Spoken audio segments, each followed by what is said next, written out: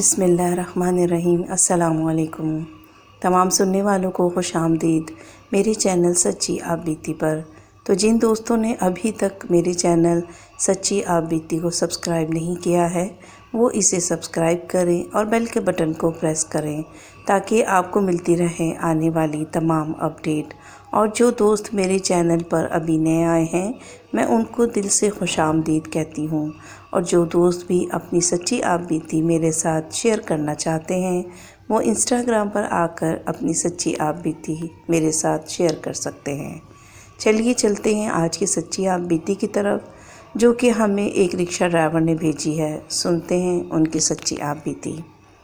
میرا نام عبدالشکور ہے اور میں پیشے کے اعتبار سے ایک رکشہ ڈرائیور ہوں۔ یہ پچھلے سال لاک ڈاؤن کی بات ہے، جب ملک میں بہت سخت لاک ڈاؤن لگا ہوا تھا، تمام کاروبار سب بند تھا اور یہ اس وبا نے ہر کسی کو مشکل میں ڈالا ہوا تھا۔ ہم لوگ جو کہ روز کماتے اور روز کھاتے تھے، ہم بے حد پریشان تھے، کیونکہ غریب تو ویسے ہی بیچارہ پس جاتا ہے اس طرح کے ماحول میں، کیونکہ حکومت کی طرف سے بہت سخت لاک ڈاؤن تھا۔ میرا جو معمول تھا، میرا صبح رکشہ لے کر نکلتا تھا اور رات میں گھر آتا تھا، لیکن اس لاک ڈاؤن کی وجہ سے میں گھر میں محصور تھا۔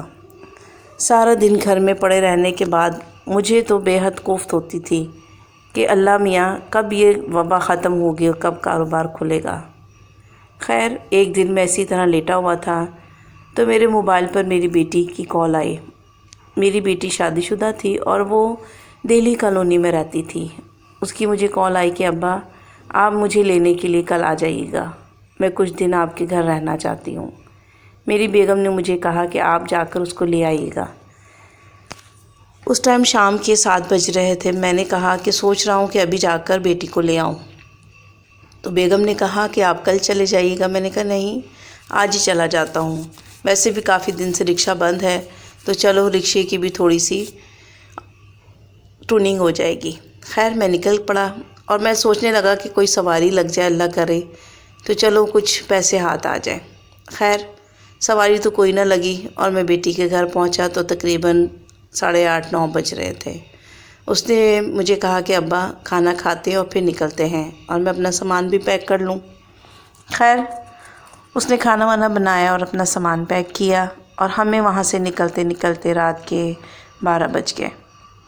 اور میں نے اپنی بیٹی سے کہا کہ بیٹی ہم لوگ شارٹ کٹ راستے سے چلتے ہیں، چلو جلدی گھر پہنچ جائیں گے، اور پتہ ہے سناٹا بھی بہت ہے، یہ نہ ہو پولیس والے ہمیں راستے میں تنگ کریں۔ اب ہم لوگ دہلی کالونی سے نکلے اور روڈ جو تھے بالکل ہی سنسان پڑے ہوئے تھے، تمام لائٹس بند تھیں اور گاڑیوں کا رش بھی بالکل نہیں تھا۔ اکا دکا کوئی گاڑی یا کوئی موٹر سائیکل گزر جاتی تھی۔ میں اب تھوڑی معمولی رفتار سے اپنی رکشہ چلا رہا تھا اور اپنی بیٹی سے باتیں کر رہا تھا۔ ہمیں دور سے ایسا لگا کہ جیسے کوئی سڑک کے کنارے کھڑا ہوا ہو۔ میں نے اپنی بیٹی سے کہا کہ بیٹا کچھ نظر آ رہا ہے سامنے؟ تو اس نے کہا ہاں ابا، ایسا لگ رہا ہے کہ جیسے کوئی مسافر کھڑا ہو۔ ہم تھوڑا اور قریب پہنچے تو وہ ہاتھ کے اشارے سے ہمیں رکنے کا کہنے لگا، اور تھوڑا قریب پہنچے تو ایسے لگا کہ جیسے کوئی 70-80 سالہ بڑھیا روڈ کے کنارے کھڑی ہوئی ہے اور اس کے پاس کچھ بیگ پڑے ہوئے تھے، 2 بڑے بڑے سے۔ تو میں نے سوچا کہ روکوں یا نہ روکوں، تو بیٹی نے کہا ابا ہو سکتا ہے کوئی مجبور خاتون ہو۔ پھر بیٹی کی بات سن کر میں نے ایک سائڈ پر رکشہ روکا اور اس بڑھیا نے مجھے ہاتھ کے اشارے سے رکنے کا کہا۔ میں نے ان کو پوچھا کہ اماں آپ نے کہاں جانا ہے؟ تو اس نے اپنا بتایا کہ تھوڑا سا ہی آگے مجھے اتار دینا۔ میں نے کہا چلو بٹھا لیتے ہیں ساتھ میں، اور ہم نے اس کو اپنے رکشے میں بٹھا لیا اور میں نے اس کا سامان اٹھا کر رکشے میں رکھ دیا اور ہم لوگ چل پڑے۔ تھوڑے ہی آگے جا کر ایک بہت ہی پرانا اسکول تھا، تو اماں نے مجھے ہاتھ کے اشارے سے کہا کہ ایک سائڈ پر روک دو، اور میں نے وہاں پر بریک لگا دی اور اماں رکشے سے اتر گئی اور میں ان کا سامان اٹھا کر ان سے کہنے لگا اگر آپ مناسب سمجھے تو میں آپ کا سامان گھر تک چھوڑاؤں۔ تو انہوں نے مجھے کہا کہ نہیں بیٹا میں خود لے جاؤں گی، بہت بہت شکریہ۔ اور اس نے اپنے پرس میں سے کچھ پیسے نکال کر میری طرف بڑھائے، تو میں نے منع کر دیا۔ میں نے کہا جزاک اللہ، کوئی ضرورت نہیں ہے اماں، انہوں نے کہا کہ نہیں، تمہارا یہ حق ہے بیٹے کہ تم نے مجھے یہاں چھوڑا، اتنی رات ہو گئی تھی اور لاک ڈاؤن کی وجہ سے کوئی رکشہ، کوئی ٹیکسی، کچھ بھی نظر نہیں آ رہا تھا۔ تو میں نے ان سے وہ پیسے لے لیے اور وہ 1000 کا کڑک نوٹ تھا۔ خیر دل میں بہت خوش ہوا کہ چلو اللہ پاک نے میری مدد کی اور میری دہاڑی لگ گئی۔ اور جب میں رکشے میں بیٹھنے لگا تو مجھے اماں نے کہا کہ کل اسی ٹائم تم شام کے ٹائم آنا اور مجھے اسی جگہ پر چھوڑ دینا، کیونکہ مجھے غریبوں میں کچھ سامان تقسیم کرنا ہے، راشن وغیرہ۔ میں نے کہا بہتر، اور میں چل پڑا۔ پھر دوسرے دن میں نے شام کے ٹائم میں تیار ہوا اور میں نے بیگم سے کہا کہ میں کسی کام سے جا رہا ہوں۔ تو اس نے مجھے کہا کہ آپ کو پتہ ہے کہ لاک ڈاؤن اتنا سخت ہے؟ تو میں نے کہا کہ نہیں، کوئی سواری ہے جس نے مجھے بلایا ہے۔ خیر میں چل پڑا، اور جب میں وہاں پہنچا تو اماں پہلے سے ہی اپنے تھیلے، جو بیگ تھے، وہ وہاں رکھے اور کھڑی ہوئی تھی میرے انتظار میں۔ مجھے دیکھ کر میں نے ان کو سلام کیا اور میں نے ان کا سامان اٹھا کر رکشے میں رکھ دیا، اور پھر میں واپس چل پڑا جہاں سے میں نے کل ان کو اٹھایا تھا۔ انہوں نے مجھے کہا کہ بیٹا یہیں پہ تم مجھے اتار دو اور رات 12 بجے تم مجھے یہاں سے لے لینا۔ میں نے ان سے کہا کہ ٹھیک ہے۔ پھر میں نے کہا کہ اتنی ٹائم میں کچھ سواریاں اگر ملیں تو میں اپنا کام کر لوں گا، اور میں اسی قریب ایریے میں کچھ سواریوں کی تلاش میں نکل پڑا، لیکن کوئی بمشکل 1 یا 2 سواری مجھے لگی، اور پھر میں واپس رات میں جب وہاں پر آیا تو اماں میرا انتظار کر رہی تھیں، اور پھر میں نے اسی طرح ان کا سامان اٹھایا اور ان کو اسکول کے پاس چھوڑ دیا۔ 2 دن 3 دن اسی طرح میں ان کے ساتھ جاتا رہا۔ میں نے ان سے پوچھا بھی کہ اماں آپ نے یہ سامان کہاں دیتی ہیں؟ تو انہوں نے کہا کہ بیٹا جو غریب لوگ ہیں ان کو راشن کی تقسیم میں کرتی ہوں۔ تو میں نے کہا کہ آپ کے ساتھ کوئی ہے نہیں؟ انہوں نے کہا نہیں، میرے بچے ملک سے باہر ہوتے ہیں اور میں اکیلی یہاں پر رہتی ہوں۔ خیر زیادہ بات نہیں ہوئی، اور میں نے ان کو وہاں پر اسی اسکول کے پاس چھوڑا اور واپس اپنے گھر کی طرف آ گیا۔ جب گھر آیا تو میں نے اپنی بیگم کو پیسے دیے، تو اس نے مجھے کہا کہ آپ یہ روز 1000 کا کڑک نوٹ کہاں سے لاتے ہیں؟ تو پھر میری بیٹی بھی پاس ہی بیٹھی ہوئی تھی، تو میں نے اس کو بتایا کہ اس طرح ایک خاتون ہے جو کہ غریبوں کی مدد کرتی ہیں، اور میں ان کو لے کے جاتا ہوں، ان کو پک اینڈ ڈراپ دیتا ہوں۔ جس کی میری بات سن کر میری بیٹی مجھ سے کہنے لگی ابا ایک بات میں آپ کو بتانا چاہتی ہوں۔ جب اس دن وہ خاتون رکشے میں بیٹھیں تو مجھے کچھ عجیب سا محسوس ہوا، کیونکہ میں نے انہیں سلام کیا تو انہوں نے مجھے جواب تو دیا نہیں تھا، اور میں نے ایک چیز یہ بھی نوٹ کی کہ وہ بہت ہی خاموشی سے بیٹھی ہوئی تھیں، اور 1 سے 2 دفعہ جب میں نے ان کی طرف دیکھا تو وہ ایک ہی طرف دیکھی جا رہی تھیں، جیسے کہ ان کی آنکھیں پتھر کی ہوں۔ میں نے کہا بیٹا تمہارا وہم ہوگا۔ اس نے کہا نہیں ابا، ہو سکتا میرا وہم ہو، لیکن میں نے جب 2 سے 3 دفعہ ان کی طرف دیکھا تو انہوں نے اپنی آنکھیں نہیں جھپکی تھیں۔ خیر بات آئی گئی ہو گئی، اور دوسرے دن شام میں جب میں دوبارہ وہیں پہنچا ان کو، اماں کو لینے، تو وہ میرا اسی طرح انتظار کر رہی تھیں۔ میں نے ان کے بیگ اٹھائے، رکشے میں رکھے اور اپنی منزل کی طرف چل پڑا۔